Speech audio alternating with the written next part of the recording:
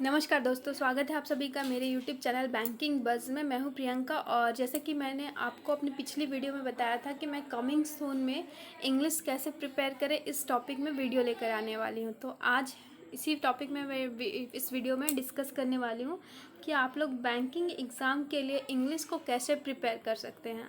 आज की इस वीडियो में हम लोग यही बात करेंगे और आप ये सारे टिप्स फॉलो करके इंग्लिश को अपना बहुत ही इम्प्रूव कर सकते हैं, ये मेरी गारंटी है। आप कोई भी बैंकिंग एग्ज़ाम के प्री तो इजीली निकाल सकते हैं, उसके बाद आपको मेंस के लिए थोड़ी मेहनत करनी पड़ेगी। तो कृपया वीडियो को पूरा एंड तक देखिएगा ताकि मैं आपसे जो जो टिप्स शेयर करने वाली हूँ वो आपको पूरा नॉलेज मिले और आप उसका पूरा फ़ायदा उठा सकें। लेकिन उससे पहले अगर आप मेरे चैनल पे नए हैं तो कृपया चैनल को सब्सक्राइब कर लीजिए और बेल आइकन को दबाना ना भूलें ताकि आने वाले वीडियो की अपडेट्स आप लोगों को मिलती रहे। तो आइए वीडियो को स्टार्ट करते हैं।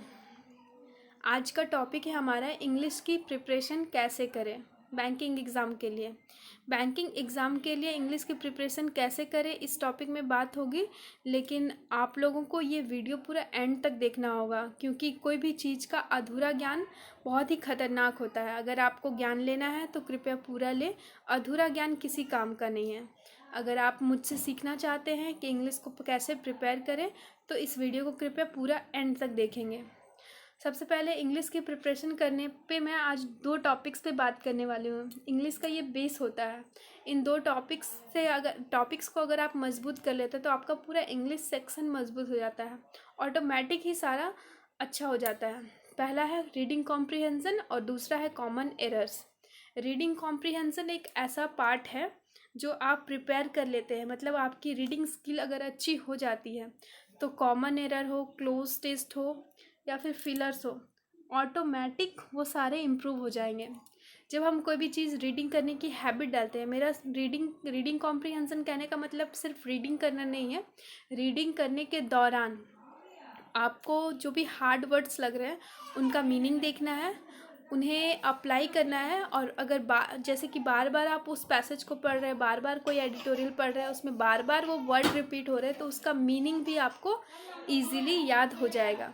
आपको याद करने की ज़रूरत नहीं पड़ेगी। फिर धीरे धीरे आप इम्प्रूवमेंट देखेंगे कि आपकी रीडिंग हैबिट जो है वो तेज़ हो गई, मतलब आप फास्ट पढ़ पा रहे हैं और साथ ही उसके मीनिंग को भी समझ पा रहे हैं। आपके माइंड में वो चीज़ जाके स्टोर हो रही है कि आपने क्या पढ़ा, किस बेस पे पढ़ा, इस एडिटोरियल या फिर इस पैसेज में क्या बोला जा रहा है, वो सारे आपके माइंड में छपने लगेगा। जब ये चीज़ होने लगेगी तो ऑटोमेटिक आपका इंग्लिश सेक्शन मजबूत हो जाएगा। और रीडिंग करने के दौरान जब आप सेंटेंस को पढ़ेंगे तो सेंटेंस का फॉर्मेशन बार बार देखकर कॉमन एरर्स भी आपके सॉल्व होने लगेंगे। जैसे कि हमें पता है कि आई के साथ एम लगता है, दिस के साथ इज लगता है और दे के साथ आर लगता है। तो ये जब हम रीडिंग करेंगे तो रीडिंग करने के दौरान होगा कि हमें बार बार वो वर्ड्स दिखाई दे रहे हैं कि आई के साथ हमें हमेशा एम ही दिखाई दे रहा है, तो हमें पता चल जाएगा कि आई के साथ एम है होगा।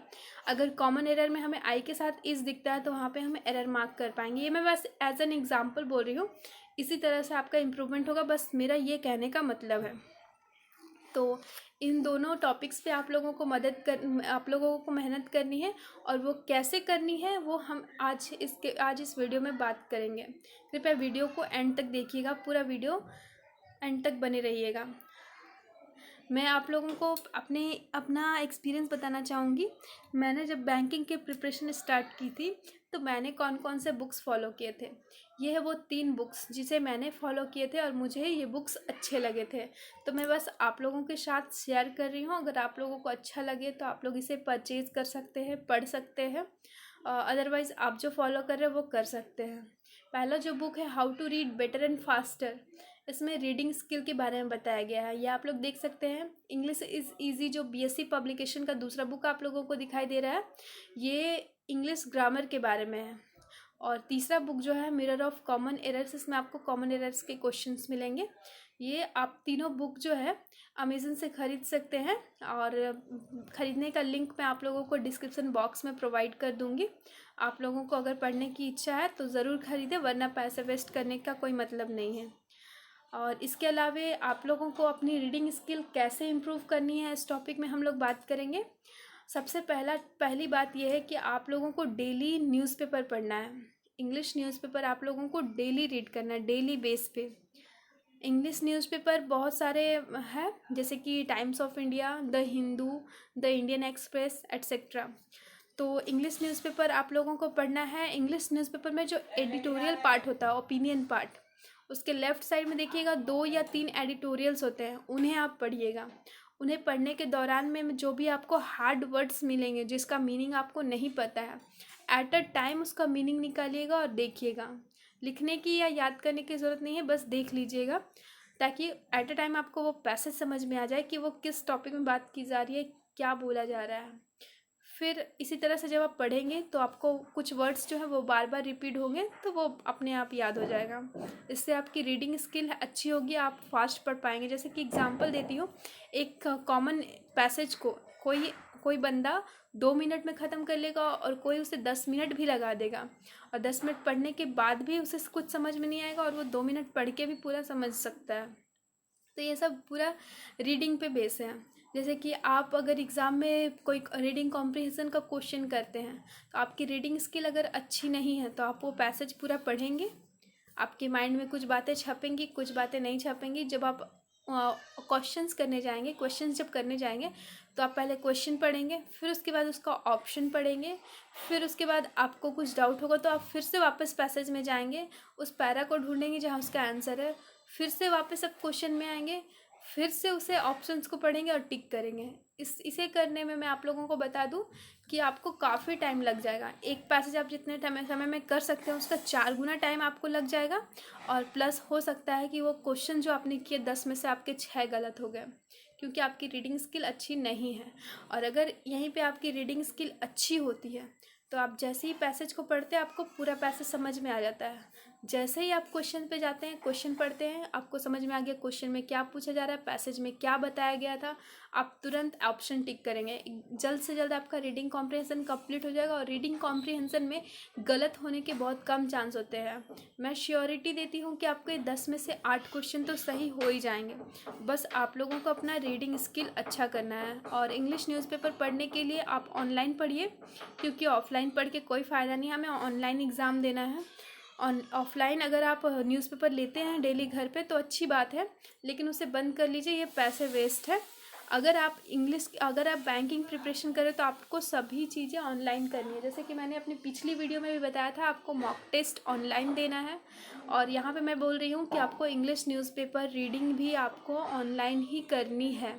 आप गूगल पे सर्च कीजिएगा the Indian express, the Hindu, आपको सारे के एडिटोरियल मिल जाएंगे। अगर आप बिगनर है, स्टार्टिंग है आपका इंग्लिश में, तो आप द इंडियन एक्सप्रेस का न्यूज़पेपर का एडिटोरियल पढ़िए, 1.5 से 2 महीने पढ़िए। उसके बाद जब आपकी हैबिट थोड़ी अच्छी हो जाती है तो आप द हिंदू के पढ़िए। अगर स्टार्टिंग में द हिंदू के पढ़ते हैं तो वो थोड़ा हाई लेवल का होता है, आपको समझ में नहीं आएगा। द इंडियन एक्सप्रेस पढ़ सकते हैं, वो ईजी होता है, वो आपको अच्छे समझ में आएगा। उसके बाद आप द हिंदू पढ़ सकते हैं, ये मेरा ओपिनियन है, बाकी आपकी मर्ज़ी। और इसके अलावा अगर आप ऑफ़लाइन ले रहे हैं तो ऑफ़लाइन को तुरंत बंद कर दीजिए, कोशिश कीजिए कि सारी चीज़ें ऑनलाइन ही करें। जब आप न्यूज़पेपर ओपन करेंगे तो वहाँ पे लेफ़्ट साइड में 3 एडिटोरियल आप लोगों को मिलेंगे, और राइट साइड का जो पार्ट होता है वो लीड पार्ट होता है, उसमें करंट अफेयर से रिलेटेड जो लेटेस्ट टॉपिक चल रहे हैं वो मिलेंगे। अगर आपको मन है तो आप वो भी पढ़ सकते हैं, इससे आपका करंट अफेयर कवर होगा और इंग्लिश में आपकी अच्छी पकड़ होगी। साथ ही आपको ये पता चलेगा कि करंट में कौन सी न्यूज़ चल रही है, उसका पूरा डिटेल जानकारी आपको मिलेगा, जो कि आपको रीडिंग कॉम्प्रिहेंशन, जो कि आपको मैं बता दूं डिस्क्रिप्टिव में मदद करेगी। बैंकिंग एग्जाम का अगर आप डिस्क्रिप्टिव देते हैं तो उसमें मोस्ट ऑफ द टॉपिक्स होते हैं वो करंट अफेयर से रिलेटेड होते हैं, मतलब करंट में क्या चल रहा है उससे रिलेटेड आपको टॉपिक दे दिया जाता है, उस पर आपको लिखना होता है। तो अगर आप ये रेगुलरली पढ़ते रहते हैं तो आपको डिस्क्रिप्टिव में बहुत ही हेल्प मिलेगी। अगर उसमें से 8-10 पॉइंट भी आपको याद रहते हैं, क्योंकि आप डेली बेसिस पे पढ़ रहे हैं, तो आप अच्छा एडिटोरियल लिख सकते हैं। तो ये है best part of the newspaper. इसके अलावा मैं आप लोगों को कुछ मिस्टेक्स बताना चाहूँगी जो आप लोग करते हैं, जिसके कारण से वो नहीं हो पाता है। लेकिन उससे पहले मैंने अभी आप लोगों को रीडिंग कॉम्प्रिहेंशन के बारे में बताया कि आपको रीडिंग अपनी कैसे इम्प्रूव करनी है। इसके अलावा आपको रीडिंग कॉम्प्रिहेंशन प्रैक्टिस भी करनी है, जितनी ज़्यादा हो सके उतनी ज़्यादा आरसीज लगाइए, ताकि आपकी रीडिंग कॉम्प्रिहेंशन जो है वो आप पढ़ने की स्किल तो आपकी अच्छी हो गई है, लेकिन उससे रिलेटेड क्वेश्चंस भी आप कर पाएँ, इसकी प्रैक्टिस करते रहिए। मतलब आरसी आप ऑनलाइन उठाइए, ऑनलाइन आपको बहुत सारी आरसीज मिल जाएगी, गूगल पे सर्च कीजिएगा तो वहाँ पे आप आरसीज उठाइए और उसे सॉल्व करने की कोशिश कीजिए। छोटा सा पैसेज होगा, उसके बेस पे क्वेश्चन होंगे, उसे सॉल्व कीजिए। जितना ज़्यादा प्रैक्टिस कर सकेंगे उतनी आप लोगों के लिए अच्छी होगी। अगर आप इस पर थोड़े मेहनत करते हैं तो देखेंगे आप 2 से 4 महीनों में ही आपकी इंग्लिश बहुत ही इम्प्रूव हो गई है। मैं अपने एक्सपीरियंस से आप लोगों को बता रही हूँ। इसके अलावा कुछ मिस्टेक्स के बारे में मैं बता रही थी। मिस्टेक्स क्या है कि हम लोग फॉर्म चूज़ करके भरते हैं। जैसे कुछ लोग केवल आईबीपीएस का भरते हैं, कुछ लोग केवल एसबीआई का भरते हैं, कुछ लोग केवल आरबीआई का भरते हैं, कुछ लोग केवल नाबार्ड का भरते हैं, एटसेट्रा। मतलब चूज़ करके फॉर्म भरते हैं कि मुझे इसी बैंक में जॉब करनी है। जॉब करनी है वो बात की बात है, लेकिन हम अभी प्रिपरेशन कर रहे हैं ना, तो हमें चूज़ ही नहीं होना चाहिए।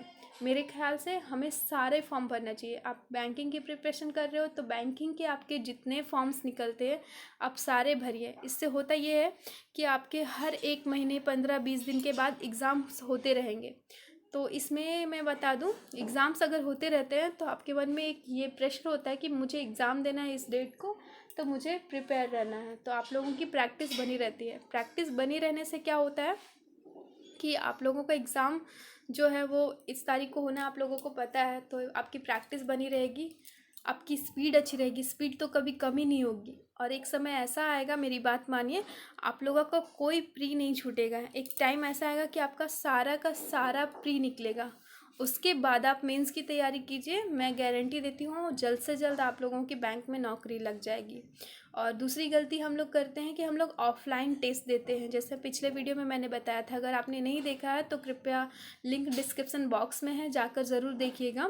ऑफलाइन टेस्ट देते हैं तो उसे बंद कर दीजिए, सारी चीज़ें ऑनलाइन करने की कोशिश कीजिए। जैसे कि मैं बार बार कह रही हूँ, ऑनलाइन आरसी दीजिए, ऑनलाइन एडिटोरियल पढ़ लिए, ऑनलाइन टेस्ट सीरीज़ लगाइए। और इसके अलावा प्रैक्टिस आपको जितना भी आप जो भी करते हैं जितना ज़्यादा हो सके ऑनलाइन प्रैक्टिस करनी है। और अगर आप प्रिपरेशन कर रहे हो तो आपको पूरा 100% देना है। आप बहुत जल्दी बैंक की जॉब ले लेंगे, ये मेरी गारंटी है। तो अगर वीडियो आप लोगों को अच्छा लग रहा है तो कृपया लाइक कीजिएगा। और ये थी आज के क्लास में हमने जो बात की है वो इंग्लिश के प्रिपरेशन के बारे में की है। इंग्लिश को प्रिपेयर करने के लिए आप ये टिप्स फॉलो कीजिए। मुझे पूरा यकीन है आपकी कुछ ही महीनों में इंग्लिश एकदम तगड़ी हो जाएगी और आप लोगों को अच्छे मार्क्स आएंगे इंग्लिश में। इसके अलावा मेंस की भी प्रैक्टिस आपको यहीं से हो जाएगी। आरसीज अगर आपकी अच्छी हो जाती है तो साथ ही आपके क्लोज टेस्ट, फिलर्स, एरर्स, सारी चीज़ें अपने आप इम्प्रूव हो जाएगी। वीडियो अच्छा लग रहा है तो कृपया लाइक कीजिए और चैनल पे नए हैं तो सब्सक्राइब करना ना भूलिएगा। बेल आइकन प्रेस कीजिएगा नोटिफिकेशन के लिए। आज की वीडियो में इतना ही। Thank you. Have a nice day.